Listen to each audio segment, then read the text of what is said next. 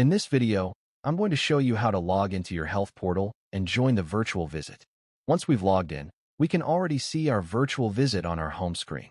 You will also notice that you're able to check in and test the connection.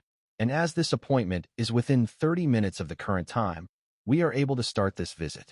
I can simply check in from the home screen, or I can navigate under the Appointment tab and click on the appointment.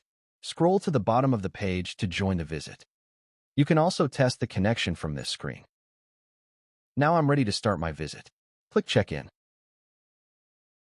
Once I have checked in, I will be brought to the call, and once the provider starts the call, they will appear on the screen. At the bottom of the screen, we have the mute and unmute button, as well as the ability to turn your camera on or off.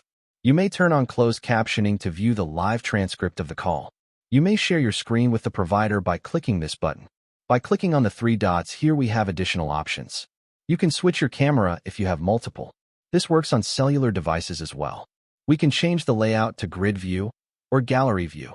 We can change the settings on your video performance. It will default to balanced. However, if you have issues with your Wi-Fi, I suggest switching this to performance. Here we can also add a guest, for example, a spouse or interpreter. Enter the guest's name and email address. Click Send.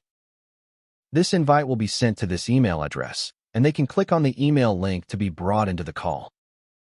Once the provider has joined the call, you will see them on the screen as well.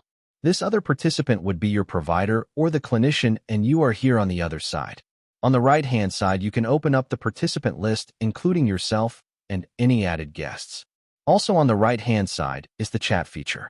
Once you're done with the call, the clinician can end the call for everybody. Or if you want to leave, you can click on the hang up button and leave call. After the call has been completed, you'll be brought back into your health portal window and you can log off. Thank you for watching. Please contact DH Support Desk at interiorhealth.ca if you have any further questions.